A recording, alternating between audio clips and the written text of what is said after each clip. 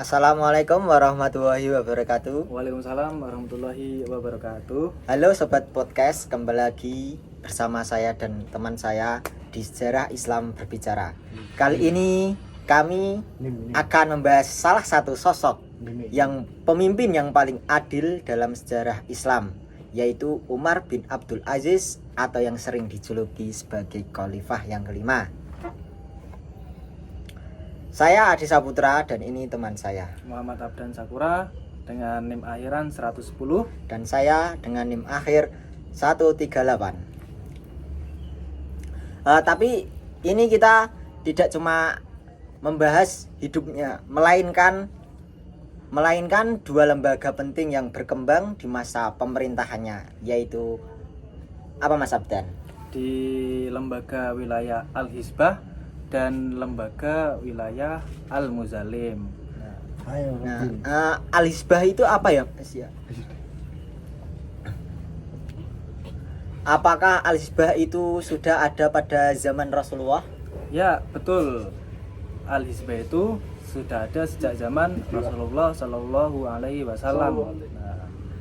Terus Rasul sendiri itu pernah berperan sebagai muhtasib pertama, atau yaitu orang yang bertugas mengawasi kejujuran dan ketertiban di pasar Madinah.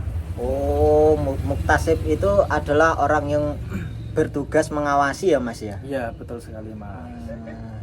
Terus ada cerita pendek Mas. Nah, Apa Mas? Bisa dijelaskan Mas? jadi suatu hari Rasulullah itu melihat seorang pedagang yang menipu dengan menimbun gandum basah di bawah tumpukan gandum yang kering. Nah, seketika itu Rasul pun menegurnya dengan tegas dan mengingatkan agar berdagang dengan jujur. Nah, disitulah muncul cikal bakal dari lembaga Al-Hizbah. Gitu Mas. Gitu Mas. Untuk Al-Hizbah itu punya tugas-tugas tertentu khusus-khusus gitu apa tidak ya Mas ya? Oh ya, tentu saja Mas, di wilayah Al-Hizbah itu mempunyai tugas yang besar.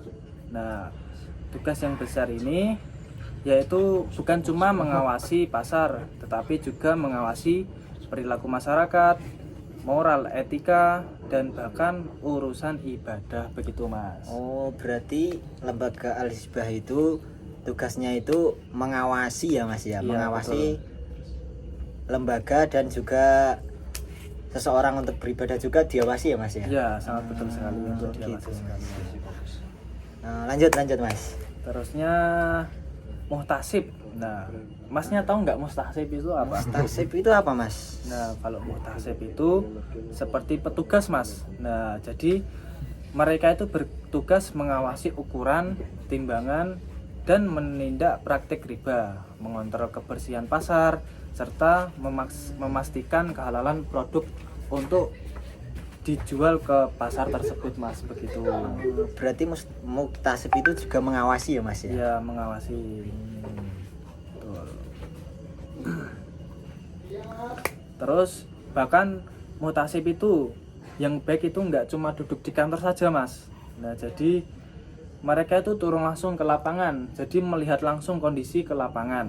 Nah, ke pasar, ke jalan, bahkan ke kampung-kampung. Oh, berarti tidak mengawasi secara jauh tapi langsung turun ke lapangan Mas? Ya, betul Mas, langsung turun ke lapangan langsung. Ya, Nah, ya. persis seperti yang dilakukan oleh Umar bin Abdul Aziz sendiri. Nah, Emang apa yang dilakukan Umar bin Abdul Aziz itu Mas? Nah, beliau itu ingin memastikan bahwa rakyatnya itu mentaati syariat dengan penuh kesadaran, bukan karena takut. Nah, begitu Mas. Gitu. Ya. Terus lanjut lagi Mas. Berarti yang itu tadi Umar bin Abdul Aziz itu tidak cuma mengawasi dari jauh, tapi langsung terjun ke lapangan untuk melihat langsung masyarakat melakukan apa itu aja ya Mas ya? Iya, betul. Jadi langsung terjun Agar tahu kondisi masyarakat gitu ya Mas? Iya, betul. Oh, Agar tahu ya. kondisi masyarakat. Paham Mas, paham. Paham Oke. Mas. Terus yang kedua itu kita memasuki di pembahasan wilayah Al-Muzalim. Al-Muzalim itu apa Mas? Al-Muzallim itu yaitu lembaga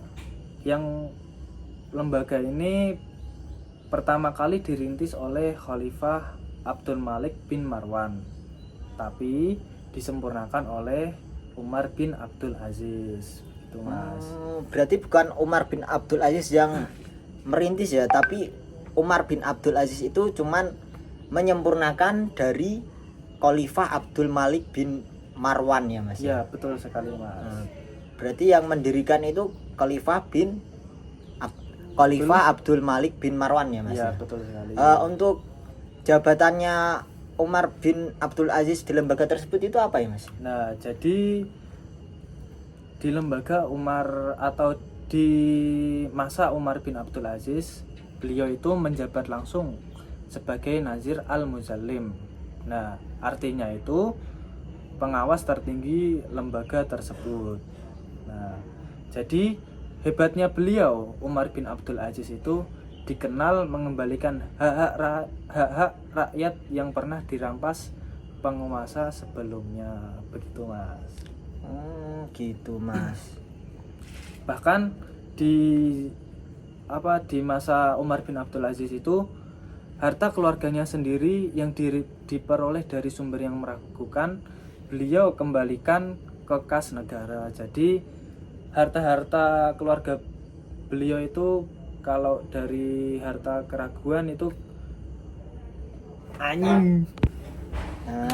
Untuk jabatannya sendiri untuk Umar bin Abdul Aziz itu apa ya Mas ya? Oh, kalau untuk Umar bin Abdul Aziz itu beliau menjabat langsung sebagai Nazir Al-Muzallim gitu Mas. Oh, gitu Mas. Kalau Nazir Al-Muzallim itu apa Mas? Atau apakah jabatannya sebagai ketua atau sekretaris atau brigade bendara atau yang seksi lain mungkin? Kalau untuk Nazir Al-Muzallim ini dapat diartikan itu sebagai pengawas tertinggi lembaga tersebut. Nah, atau bisa kita sebut dengan pemimpin tertinggi di lembaga tersebut, begitu Mas. Berarti menjabat sebagai pemimpin ya Mas ya? Ya, pemimpin, betul. Dan hebatnya juga di masa Umar bin Abdul Aziz ini dikenal mengembalikan hak-hak rakyat yang pernah dirampas oleh penguasa sebelumnya, begitu Mas. Berarti pada masa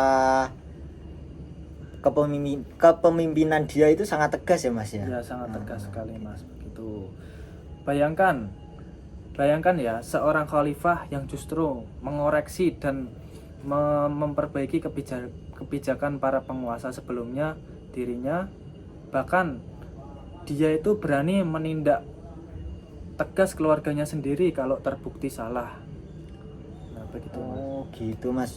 Berarti tidak cuman tegas untuk para pejabat yang dulu dan juga sekarang ataupun pada rakyat-rakyatnya ya Mas, tapi juga untuk keluarganya sendiri dia berlaku tegas ya Mas. Ya, sangat tegas sekali. Bahkan untuk keluarganya sendiri itu jika berbuat salah, beliau langsung menindak lanjut secara tegas, begitu Mas. Nah, inilah contoh kepemimpinan yang berintegritas, begitu Mas.